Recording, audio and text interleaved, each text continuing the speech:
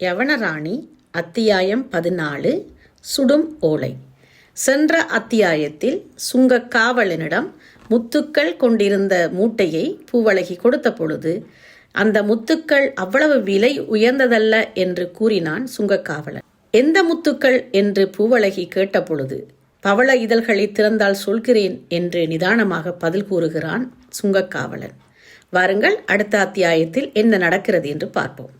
கற்புடைய பெண்களைப் போலவே பின் தூங்கி முன்னெழும் பழக்கமுடைய அந்த காவிரி பூம்பட்டினம் அப்பொழுது இரவின் முதல் ஜாமமே நடந்து கொண்டிருந்ததாலும் இரண்டாம் ஜாமம் முடியும் வரை எங்கும் வியாபாரமோ அரசாங்க அலுவலோ தடைபடாமல் நடப்பது வழமையாகையாலும் நாலா பக்கங்களிலும் உயிர் துடிப்பை காட்டிக் கொண்டிருந்தது. ஆகையால் பட்டினப்பாக்கத்தின் கோடியில் இருந்து கடற்கரை வரையிலும் பேரிரைச்சல் கேட்டுக்கொண்டிருந்தது.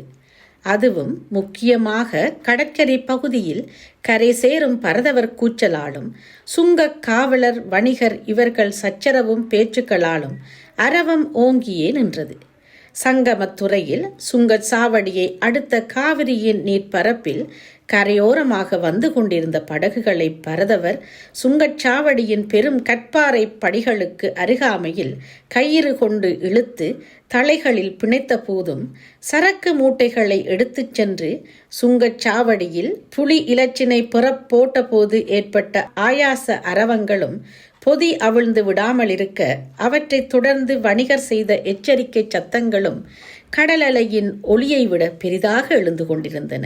காவிரியின் வடகரையோரம் கருங்கற்களால் பெரும் மண்டபங்களைப் போல சற்று தூரத்துக்கு ஒன்றாக சோழ மன்னர்கள் அமைத்திருந்த சுங்கச்சாவடிகளின் 20-25 படிகள் ஆற்றின் நீரில் இறங்கி நின்றதால் அவற்றின் மீது காவிரியின் அலைமோதிய சத்தமும் மற்றைய சத்தங்களோடு சேர்ந்து கொண்டது.